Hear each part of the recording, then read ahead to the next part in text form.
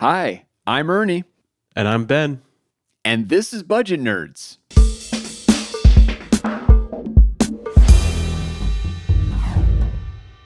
What was all in your mind? You are not alone. No, you are not. Welcome, friends, to episode 99. Oh, can you believe it? 99 episodes, Ben. We almost have the 99. triple digits 100. Are we going to do something special? We haven't actually talked about it. I don't know what the plans Right, are. this is the last episode we have kind of in our list. So we better come up with something. I put and on hopefully the it's list. something special. We have like a little list of ideas, and I put like, I don't know, something special for 100. So we'll figure it out. Maybe we'll do something cool, or maybe we'll just do a regular episode. We'll see. But yeah. But let's not sell this episode short. Oh, 99 is a big one.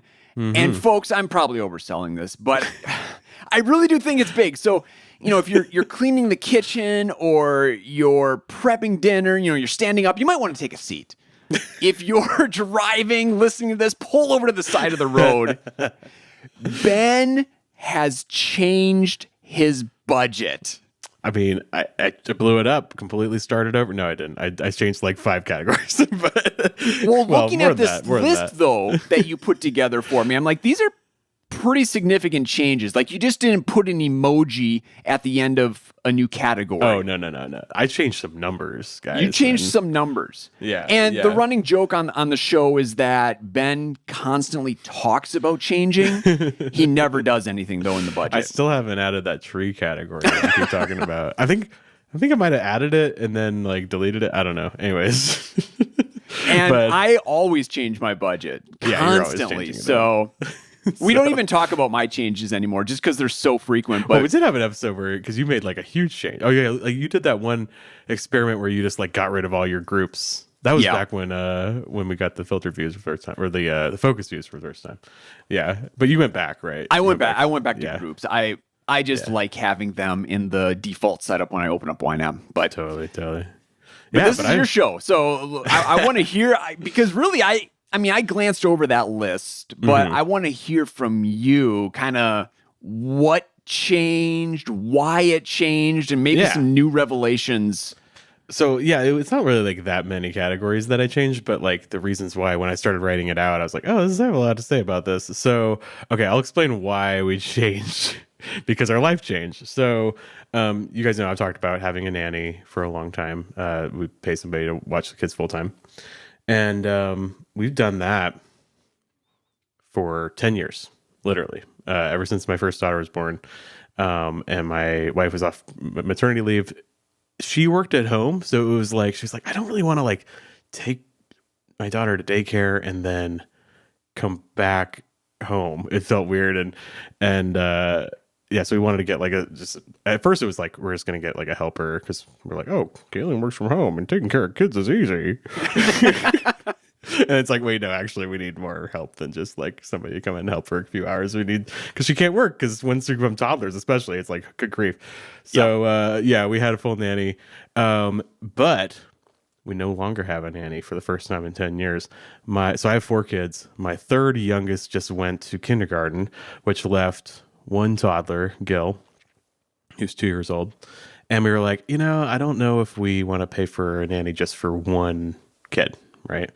And it's funny because like financially it made sense. Like for a while there, we had like 3 kids all at home. And so it like made sense because sending them all to daycare or preschool, well, it added up to more than the nanny cost.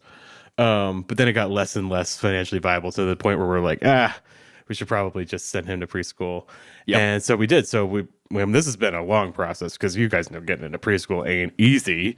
We've been, since like January, we've been like doing all the politics to get him into preschool. Oh man, I don't miss those days at all. It's not really politics. You just got to be on it. You got to be like ready to go, and it helps to know people anyways. Crazy. So, but we got him in a great preschool. It's like 3 minutes from the house. It's cute and great, and it goes well. So, yeah, they just called us. Actually, they just called my wife to ask about potty training because apparently they put him on the toilet to go pee, and he started crying. So they called us, and that's sweet. They called us about that. They were like, "What should we do?" And I'm like, "Oh, that's nice." Anyways, so the preschool's going great. But all that to say, childcare costs way down, like huge drop. So we have a huge amount of cash flow. I mean, like that's like a major raise. This is bigger than when I paid off the house a few years ago. Like, of new cash flow into the budget. So yeah, it's a big deal. So we're making some changes. We were like, let's look at some categories. Let's increase them. So it's happy changes. It's all increases. And also, I've also kind of changed the way I think about the template and all that stuff. So anyways, that's the reason why. Okay. So we had the nanny category. I've showed you guys before. I have like several categories for the nanny: taxes. I mean, the nanny was like an employee for you. Yeah. We did the whole employee thing, W-2, all the whole shebang. And we paid a service to handle payroll and all that. So there were lots of different categories there.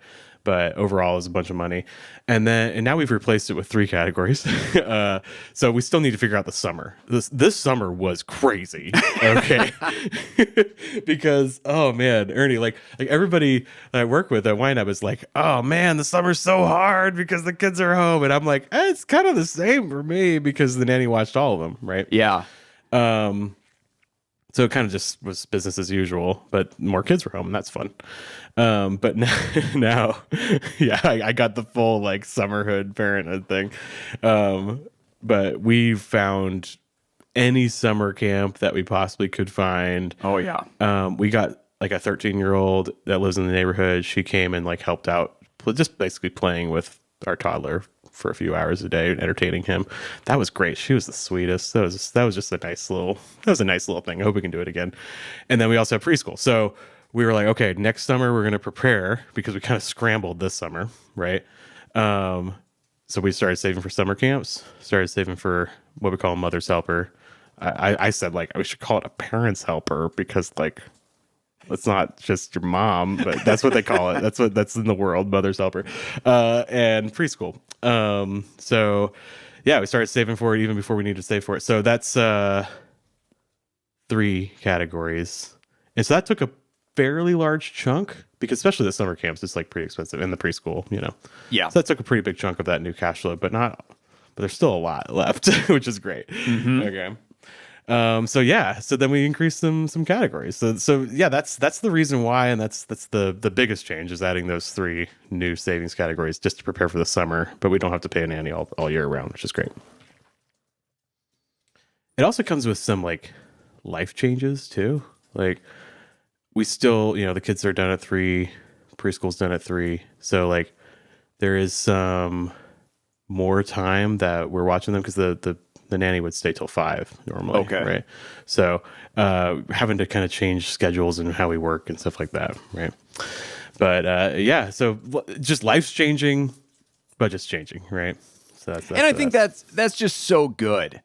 And that's what I love YNAB is it's flexible. It's meant to be changed because yeah, totally. I think it's easy to get into the rut of, hey, I'm just going to kind of do the same thing I've done with my finances my entire life. Yeah. But it quickly gets outdated. Yeah, and for me, it's and I as much as we joke, I don't change our budget. Like we do make changes, but it's like a big deal when I make a change because like we have to have a big meeting.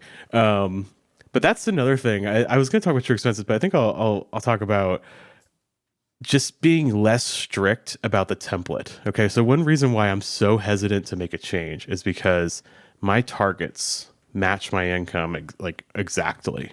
Right. And you have a little bit of a different philosophy on this, right, Ernie? Like you're a little more loosey-goosey with it. Yeah. I don't even know what that quote unquote cost to be me is. Oh, yeah. Every single month because I don't have targets on every category. And there has been a period of time, I don't know if I'm still in that period, where the total of my targets exceeded the monthly income. Right. Yeah, so you didn't necessarily fill every single target every time. Yeah. And for me, I was like, the problem with it is because it matched exactly. Anytime I needed to increase a target or decrease a target, I would need to do the corresponding increase or decrease somewhere else. And so it was always like a big decision. Right? Yeah. Yeah. And I do think it's good because it does like kind of avoid, what we call lifestyle creep, or, you have to be pretty intentional about making changes, but it also just kind of bound me a little bit too much. Right. Because you know what I mean? You're focused on making the numbers work. Right. Instead of just answering, what do I actually want? Yeah. And so I had a big discussion with Caitlin about it, and she was like, I don't know about this, she was not so sure about it. And we're still kind of figuring it out. But I just want to be a little looser with it. But I'm also wary of like just making changes willy-nilly with that and like ending up, where my lifestyle's exceeding my income, or this new cash flow is being eaten away kind of in a way that was unintentional. You know what I mean? So I'm trying to be aware of that, but I'm going to try to not be too specific.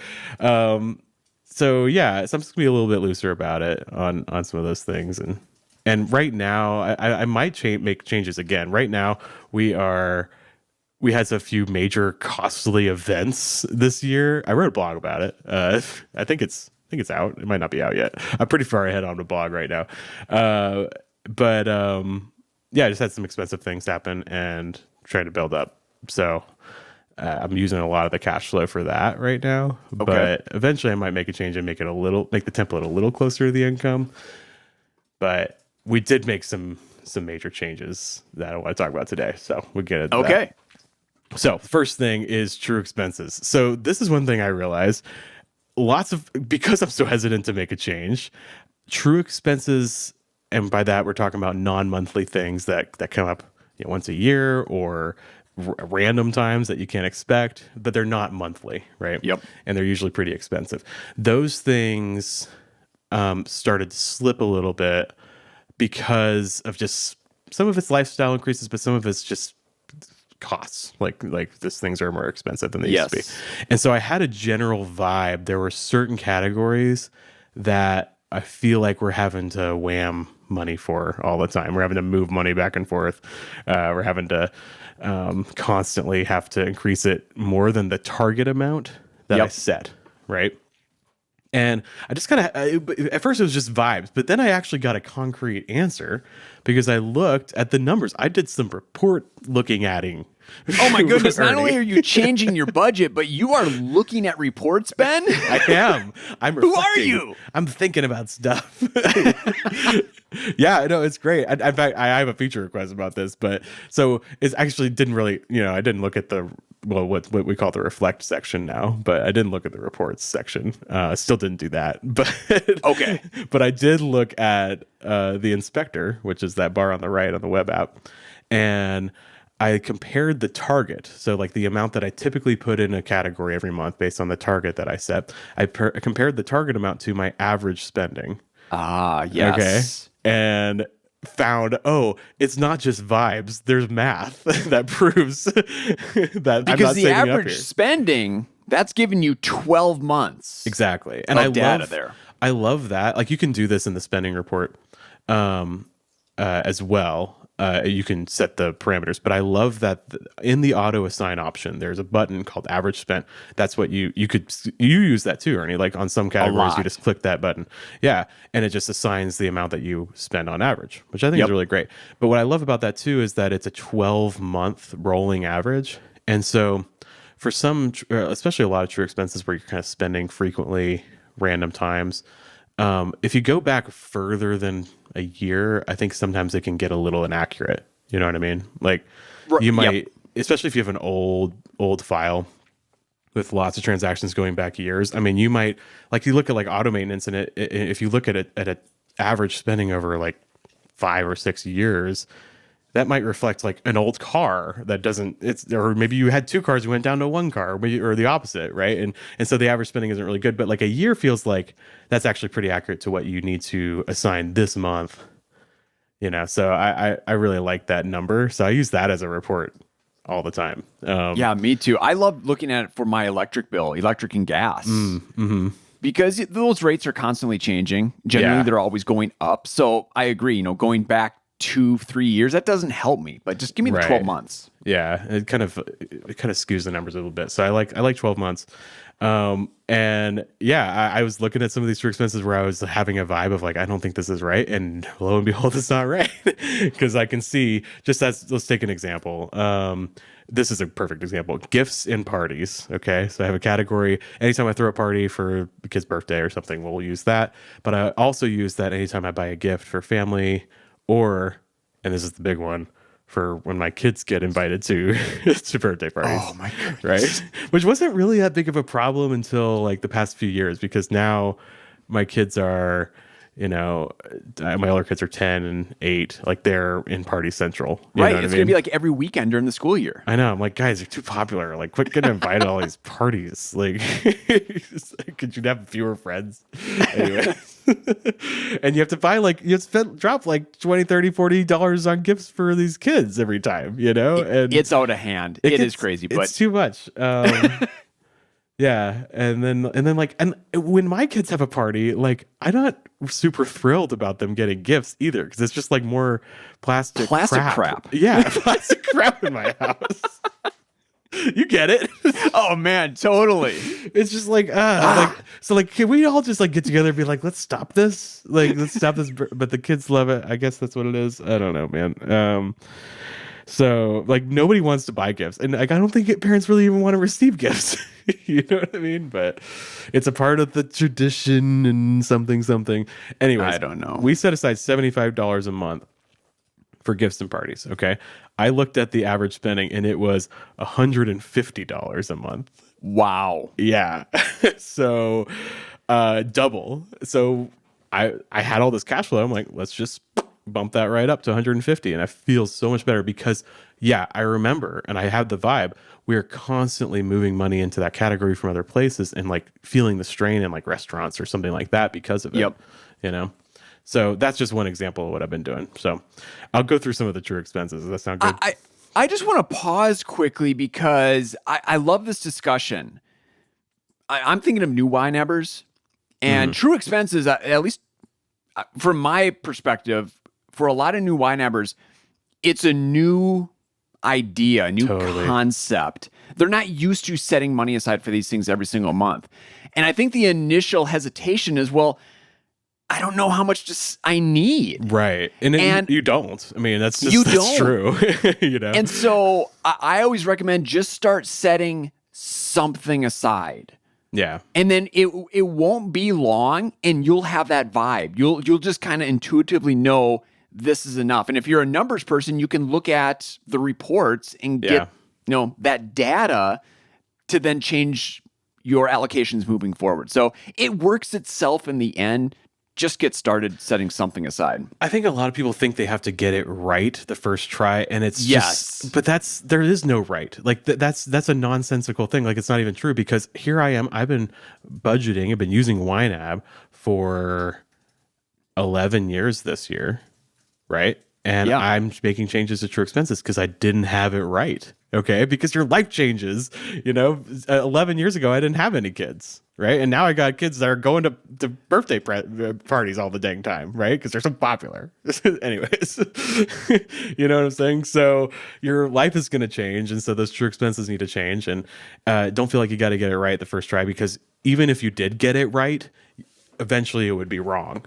That's the thing. Right today is wrong tomorrow. Sure, I got enough in my auto maintenance category, or I think I do, to cover the repairs that have happened for the past number of years, but something could happen tomorrow and all of a sudden I don't even have close to enough to cover it. Yeah, exactly. I also think another thing with true expenses, I think people think like they'll be done. Like they'll be like, oh, there's going to be a point where, I save X amount of money in auto maintenance and then I don't have to do it anymore.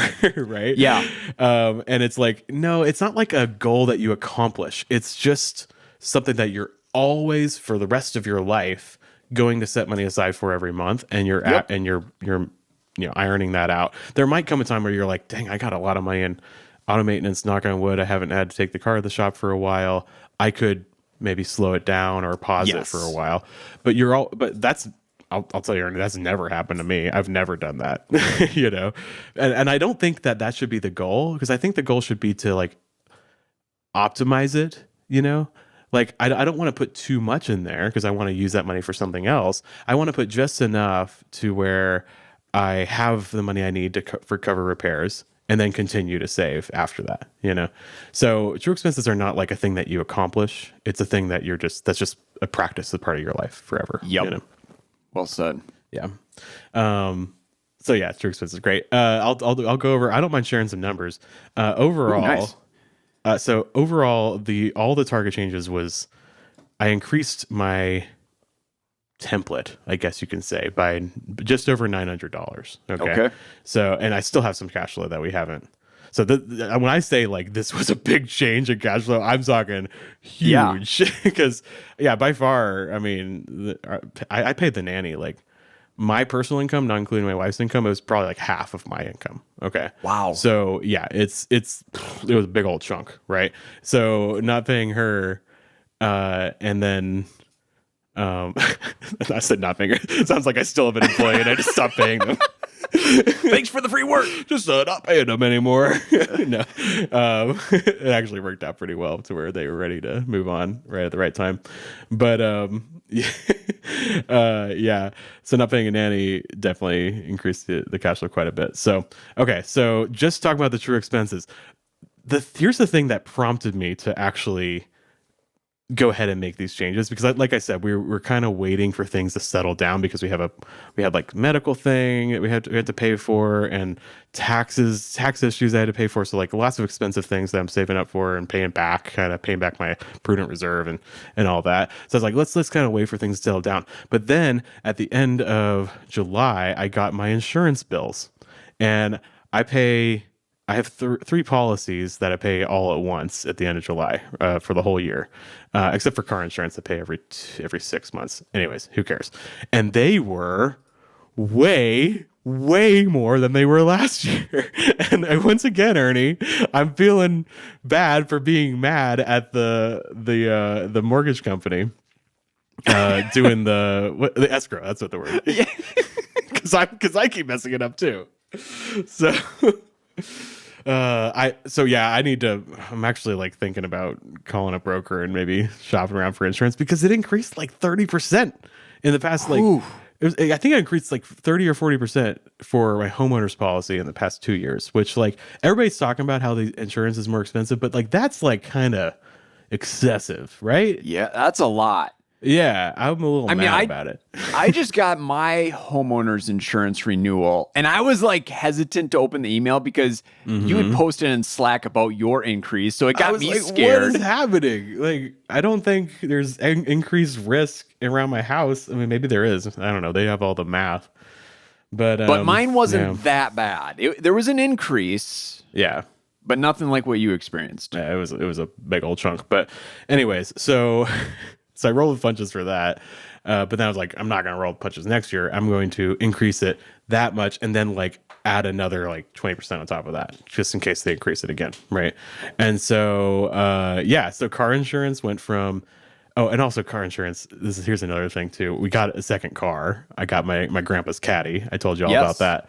Yeah, I got that like back in March, but I never increased the car insurance category. I think I was just kind of waiting to see like how much it would be. Because it was weird. Like they did like a prorated thing, and anyways, I wasn't really sure how much it was going to be. So, anyways, got the numbers. Increased car insurance from $61.67 per month to $150 per month. So that's an $88 increase there. Homeowners policy, $60 increase there from $115 to $175. And then I have an umbrella policy from $21.25 to $25. So that was about a $4 increase per month. So there you go. The umbrella policy is an interesting thing. We should talk about insurance sometime. I don't think we need an umbrella policy, but my wife really likes it, so we kind of get it just because she feels secure. Umbrella's like if anything bad happens with liability and your insurance doesn't cover it, that kicks in and like covers like a bajillion dollars of liability, but it's cheap, so that's kind of cool. Yeah, I've considered that. Maybe we do an episode on insurance. I don't know. Insurance is confusing to me though, but we have teenage drivers now, Right. and their insurance is insane. I am not looking forward to that.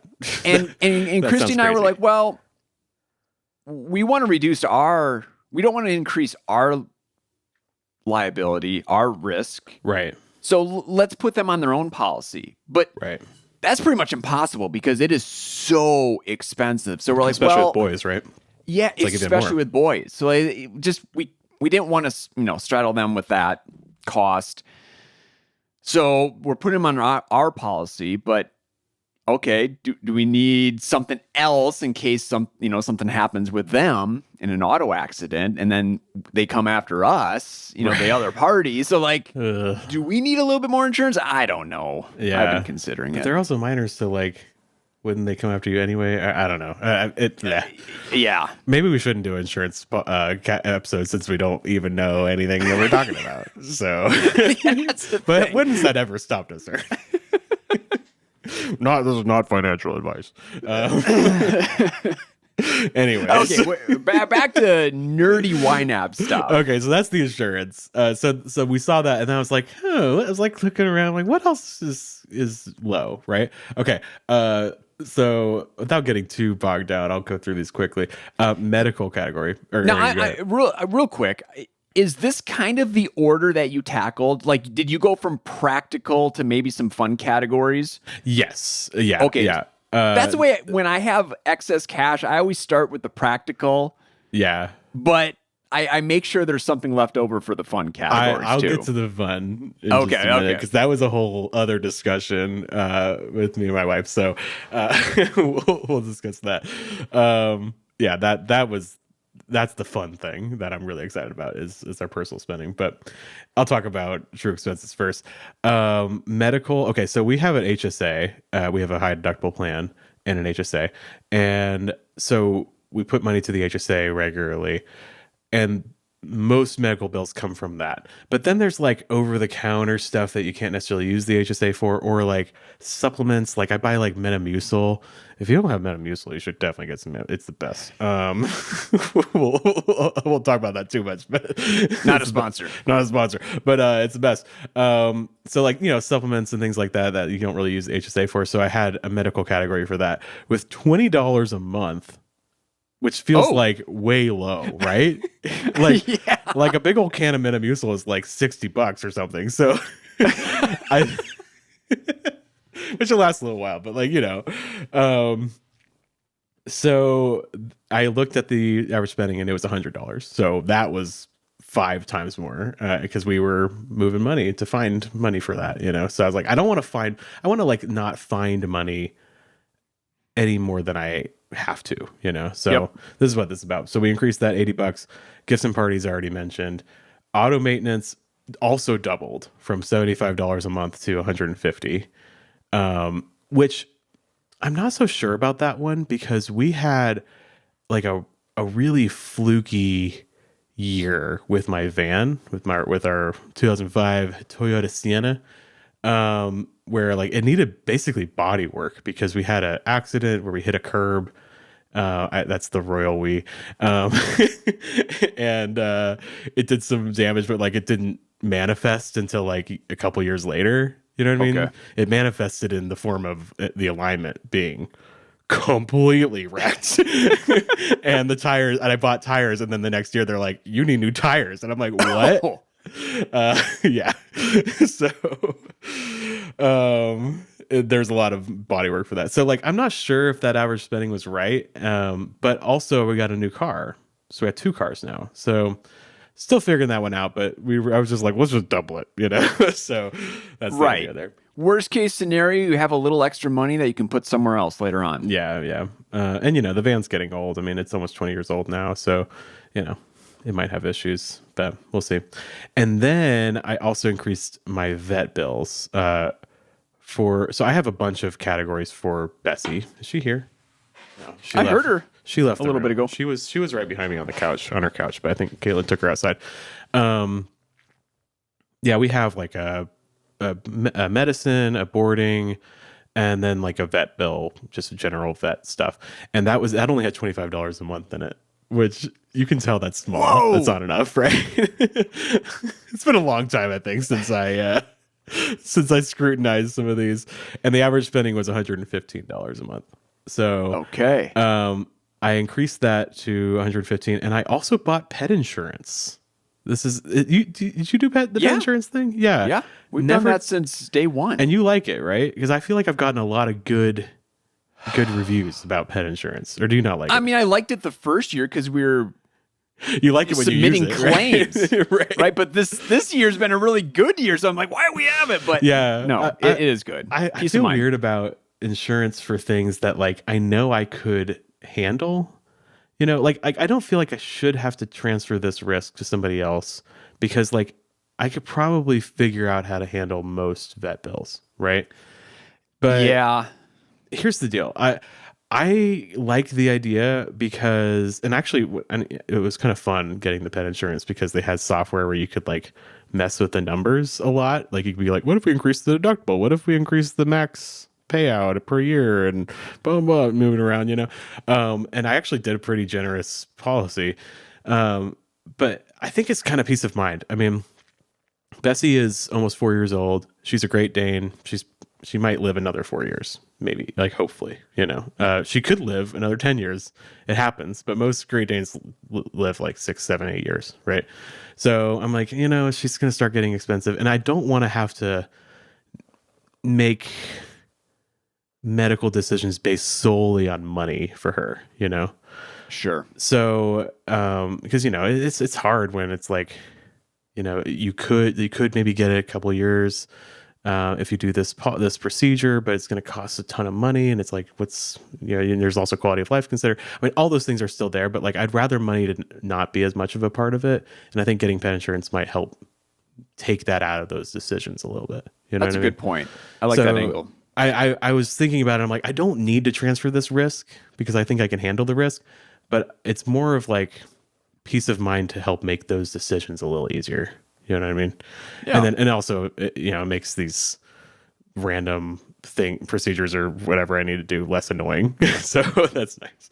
And yeah, and I was increasing that anyway, and I was like, well, this will help offset some of that. So yeah, so those are the true expenses that I increased. Big changes for sure. But I think there's more, but I stopped there. Or my wife and I stopped there when we were having our meeting, and we were like, okay, we're done for now. So, but I have this new mindset of like, okay, I need to think about the average spending versus the target, because I think I've kind of neglected it for a while because, like we said, I famously don't want to change my plan. So yeah. Should we talk about some fun stuff? Absolutely, because when there's a budget change, it needs to start with the fun stuff. You're right. It does. Well, it kind of did start with this because I had this in my head. Okay. Our personal spending, there is no other category that increases my personal happiness more than our personal spending. It's so Agreed. great. Caitlin, it's not that way so much. Like, she's like pretty content. She doesn't have as many expensive hobbies as I do, I think is what it is. Yeah. So for a while we had, back in 2013, I think we had $15 each a month for personal spending, which is just like nothing, right? Yeah. Jesse talks about how he and Julie had $5 when he was in college and living on love, right? We start with 25 per month. Yeah. So it's just like, and it's gone up from there. For a while we had $100 a month each, which was just like amazing. Like, that was awesome. Went back down to $70 each because of some other places we needed to cut back. So for a while we've been cruising on $70 a month, which is just like, I don't know, I just want more, you know? Like, it's just kind of a bummer. I mean, for some of you guys who are like, $70 a month blows my mind, you know, but like, I wanted more, you know? But so it was hard. It blows my mind too, because yeah. Here's why. We recently went on vacation, and my youngest is like, I want to save up $500 for vacation. Okay. And then I just want to blow $500 nice. On that week. And he did. He saved up. And basically it was him just working hard for like 2 weeks. Mm-hmm. and he got a lot of hours at the restaurant. Nice. And he had $500 going into vacation. That's and a lot. That's a lot for me as opposed to like a teenager. I was thinking like, oh my goodness, that is so much money. I did not spend $500 on myself on vacation. Right. And I'm thinking about, okay, Christy and I each get $100 every month. And like of all the money that we make, we get $100. Like that is nothing. I know, it feels like nothing, right? I'm like $100, and it made me sad. It's just kind of a bummer, right? I know. And some of it depends on how you're set up, because you might have other categories that you have fun with, that kind of offset the personal spending. Yes, you know absolutely. What I mean? Like my yard category. I'm even hesitant to share numbers here. I already did, so it's in the recording, so too bad. Because like, some people are going to be like, that's so much, and some people are going to be like, that's nothing, Ben. What are you doing? But it kind of depends on how you're set. Like you said, you have your own lawn category, and that's one of your biggest hobbies, right? Yeah. If that came out of your personal spending, you'd have like nothing left, right? So it kind of just depends on what other things you have going for you as well. Like Caitlin and I both have a clothing category that has like $25 a month or something, which is also not enough. But that offsets the personal spending a little bit, right? Yep. So it depends on what you have, but I'm looking at $100. I guess I was like, I wanted to make the case like maybe we could bump it back up to 100, and I'm like, it's just I don't know, I want more. So I made the case to bump it to 200. So whoa, right. And for Kaylin, she was like, I'm not that into this. She was not really on board right away, but I think she relented for my sake. Let's put it that way. And hey, she's getting 200 a month too, so that was that 260 increase total because there's 130 each increase.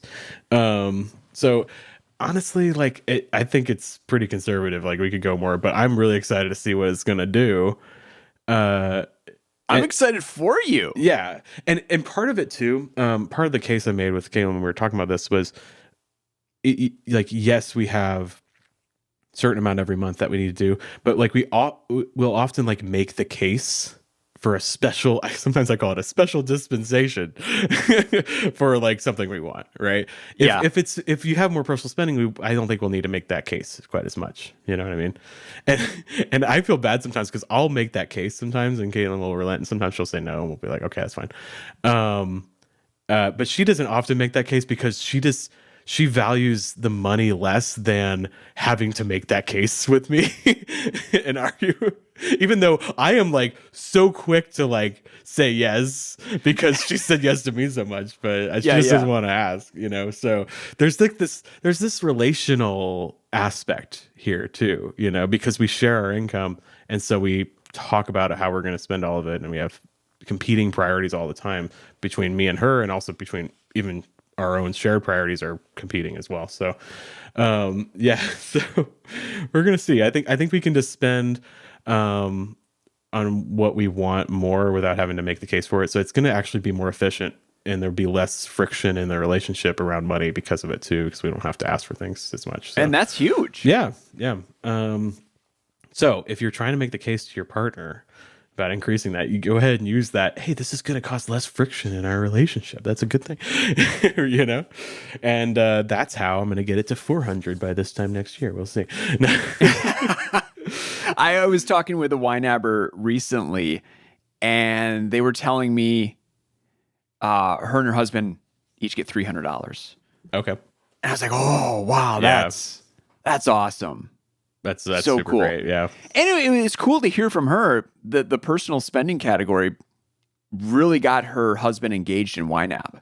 Right. That's huge. Yeah. If you have a reluctant partner, just be like, because even if you don't have a plan, like you might have a partner who's just like, I'm going to spend, and then like you're crazy.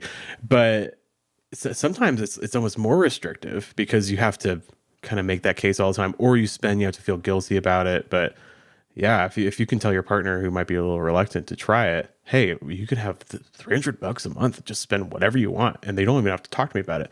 that might be a huge way to convince them, you know? Yeah. Yeah, that's huge. So looking forward to that. Like I said, just like day-to-day stupid happiness, not like the kind of happiness of like the love of my family or like, you know, like spiritual well-being, not that kind of happiness. I'm talking about like going to get some chicken nuggets. You know what I mean? Yes. You know what I mean? Like the day-to-day, just like The normal human being stuff that Right. keeps us going day to day. yeah, the little treats, you know, like it's just like little, and there's nothing that increases that kind of happiness more than just a little extra spending money. So Yeah, I love that kind of stuff. yeah. The last thing I did was my power category and my water category. So my electric bill and my water bill. I have been doing like an average, like I figured out what's the average spent throughout the year and just doing Yep. that. So in the summer and fall, I have electric heat and electric air conditioner. So in the summer and the winter, it's like more expensive. In the fall and the spring, it's less expensive, right? And so I would just assign the same amount every single month. And so it would what I liked about that is it made the template solid. You know, it's never going to change. But it has been not enough. I've had a few months where I get to the middle of the summer and I got to the middle of the winter where it's exceeded and I need to increase. I had to do that in January. I had to do that in July. And so I'm like, okay. And I think part of it is just increased cost of energy right now. Right. That makes sense. But also my kiddos are just doing stuff. I mean, I think we're just using more energy right now. I mean, my kids are getting older. We're doing more things. I don't know what it is. I mean, these lights right here behind me, they're just always on all the time because I lost the little remote control. This is real life. You can unplug them, plug them back in. Yeah, but who wants to bend over and unplug something? Yeah, I didn't lose it, for the record. It's on my desk and Gil took it. He put it somewhere. Okay, I guess that's my fault. Anyways, I can't find the remote control, so I have to bend over and plug it. No, it just stays on all the time. Anyways, these are like not much, but you know, things like that. I think we've I want to be that dad who's like, turn the lights off, you know, but I'm like just not that dad. Like, I don't care too much. I'm to the point where I just do it myself. I do that. Don't too. even say anything it's just anymore. Like, it's not even worth it, you know. I do say shut the door because I'll say that stuff like we're not air conditioning the whole neighborhood, you know. But also shut the door because my dog gets out. Like the kids just don't shut the door. Anyway, so bugs don't get. I mean, there's a million reasons to shut the door. Just shut the door. Anyways, Pick one of them. Anyways, it's crazy. So anyways, the average thing, it could work if I just increased it, but like I wasn't loving it. So I went to the fill up to target, where basically I'm going to set it the highest amount that it's going to be, which is $400 for my power bill. That's like the highest it's ever been. Yep. And I'm going to put it at $400, and it's just I'm going to top up whatever it was. So next month, so this month, if I spend $250 on power, next month I'm going to assign $250, and I kind of love it. I think it's a lot simpler. And what about? So go ahead. What about those months where you empty that category? You empty that tank, and then you have to fill it up with the full amount. Are you going to feel that pinch and be like, "Oh, I hate this"? Well, not right this second, because I still have more cash flow than I've set targets for. This is kind of okay. So filling it all the way up isn't going to require you to put less somewhere else. Exactly, not right now. It might change. Yeah. So that's the thing, is it makes it a little more swingy what I assign every month. But I'm okay with that because of this new this new philosophy where like the template doesn't have to exactly match my income, and that's okay. But I still feel the pull. Like I think I might get there, and maybe I'll change this. But for now, I like that for my water bill and for my electric bill. Just do the top up thing, and yeah, we'll see where we end up. If I'm feeling annoyed by it, maybe I'll go back. But I've been using the average spent method for water and for the gas and electricity for years, and I like it. Yeah, it works. So yeah, just generally, I'm a little less strict about the template, and that allows the trickle down effect of that is changing how I do the targets. Use the fill up to behavior instead of the, the I wanted to say the monthly funding goal. That's like 2016 YNAB. That's Way back. Yeah, we changed the target so much I can't even keep track anymore. But yeah, instead of that average thing. So yeah. So those are all the changes that I've made. Woo! I have a screenshot we could put on the screen. Yeah, so if you want to see that, just it all laid out. What you're seeing there in that screenshot is right after I increased the targets, but I didn't assign more money yet. So you can see how much is needed in each of these categories. So you get an idea of how much I increased them, and it's kind of fun. So yeah, more to come, I think. But that's where I'm at right now. Nice. Well, I like those changes, and a lot of them seemed long overdue. Yes. So really long overdue. And I'm glad I'm you a little made those scared changes. to look at some of the others. I think there are more, but I think I need to face it and be like, you know what? I think there's more to do, more work to do here. But I've kind of cracked. What's the? I'm looking for like an analogy here. I've kind of like cracked that ceiling. That's not what I'm looking for. Broken that ice. That's what I'm looking for. I've kind of broken the ice on breaking my plan. Yeah. So I think I might be able to make some more changes here Well, soon. this thought just came to me, thinking about that template and how a lot of times we're rigid with it. Right. In the beginning of all this, like this YNAB experience, at least personally speaking, it was new to me. Like the true expenses were new, and, setting money aside for fun and, knowing exactly how much I need for monthly bills. And so I couldn't trust myself to do the same thing every single month. Mm-hmm. Mm-hmm. And so I needed that template to guide me, like right. really rigidly guide me. And I liked that. That helped me feel safe and secure. But then, year after year, I think what's happening is we're developing these habits. Right. And now I'm just kind of in this flow. And so I don't need that rigidity anymore. I can be more loosey-goosey with the template. And because of those habits, still feel that safety, that security with my finances. Yeah, you'll always be okay.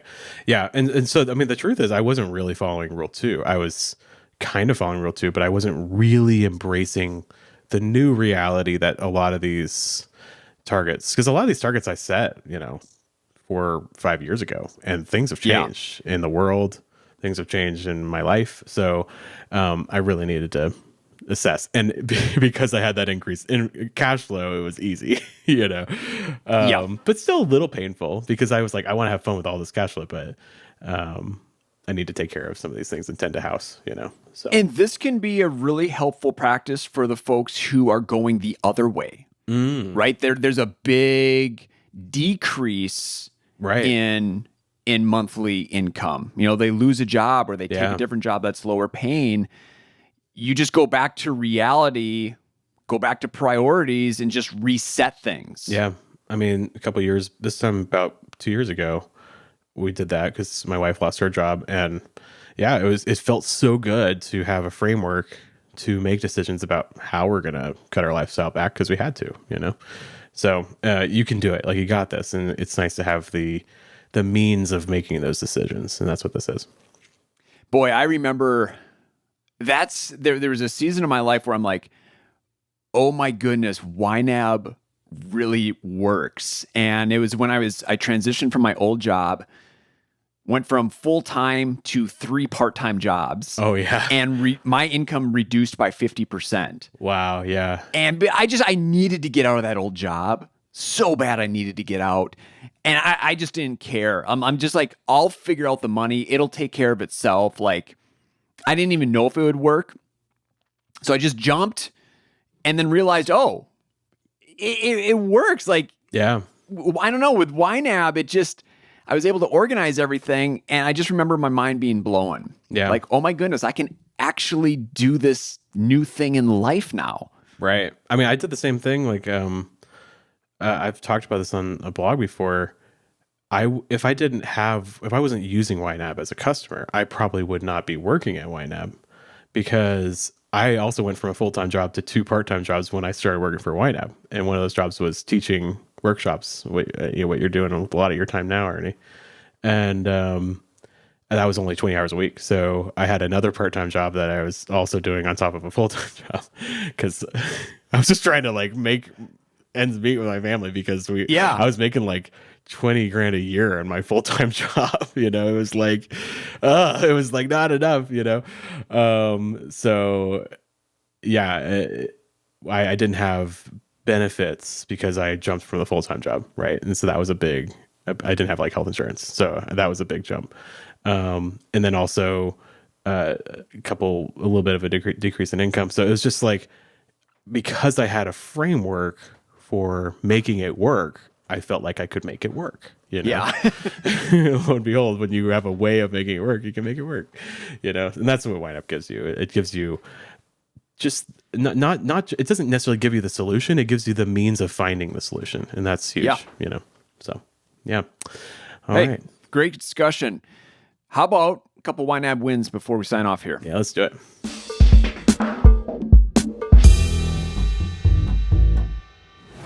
All in your mind. All right, my win comes from Rachel. Rachel emailed in a number of months ago. We are carrying around 8,000 pounds of credit card debt on interest-free basis as a hangover from our pre-YNAB days almost 2 years now. YNAB is helping us clear the balance before the interest-free period is up in a combination of paying the minimum each month and saving to pay the balance before the deadline. In the past, we would have used savings to clear the balance right away, not leaving ourselves with the ability to roll with the punches when our dishwasher broke down this month. However, thanks to YNAB, we have a healthy house maintenance category. Talking about true expenses there. So we didn't need to fall back on our credit card, on new credit, to pay for the replacement dishwasher. We're financially still on track, and it's great not to be using tomorrow's money to pay for today's living. Mm-hmm. But even more exciting, and yes, I'm a super proud mom, my son has just joined the Army and is managing his own money for the first time. As he's living on the Army base, he doesn't have many outgoings, but unlike a lot of his friends who have money burning a hole in their pockets each month, he's using YNAB to plan for future expenses, like live within his means and intentionally enjoy his fun money. As a soldier, he's never likely to be a big earner, but if he carries on like this, he will be able to make the most of what he has. He already managed to buy a car and insurance without going into debt. I wish I'd had a YNAB when I was his age. Love it. That is fantastic. And that is like a synopsis of what we just talked about. So that totally. 1 minute win is our 50-minute discussion. You got the true expenses there, preparing for, future you, being intentional with fun money. I love it. I love that. This is a complete aside. When you're talking about British pounds as opposed to dollars, the debt hits different, doesn't it? Because the first line is, we are carrying around 8,000 pounds credit card debt, right? Like we're carrying 8,000 pounds instead of like it's a big weight. You get what I'm saying? You get what I'm saying? Yeah. Okay. Yeah, that didn't even register with me. I'm just like, I see pounds. I'm just like, my mind kind of goes blank. It's a pun. Anyways, that just like struck me a little bit too. That's kind of funny. All right. I have a comment from Angela, who has a really long username, but Angela's in the username, so I assume that's her name. And they wrote in on the "Can you love your unexpected expenses" category or episode? So that's perfect. And Angela said, "I have an occasional family visit category, and I really love that I am now able to treat my loved ones who come and visit me where I live across the country. They sometimes come for work reasons and stop by to catch up with me, and it brings me so much joy to just pay for the meals and enjoy my time with them without worries." Oh, what a good win. I love that category. Love it. All about priorities, people. Mm-hmm. Yeah, this is important to you, and it's reflected in your plan. And so, yeah, and when you have the money, this is an example of like, you can be more generous because you plan to be generous. You know what I mean? And you don't have to worry so much. So you can be more generous. So love to see that. It's so fun. If you have a YNAB win, don't hesitate to share it with us. You can email us at budgetnerds@ynab.com, or you can leave a comment on our YouTube channel. All right. Well, we'll see you again in 2 weeks for our 100th episode. That's don't right. want to miss that one, even though we don't know what we're talking about, so we might be overselling this. And don't leave suggestions because we will already have recorded it by the time. I mean, you can leave suggestions if you want, but we're not going to do it. But maybe we'll get to them for the 200. Yeah, there you go. All right, folks. Have a great couple weeks. See you later. Bye, everybody. Happy YNABing.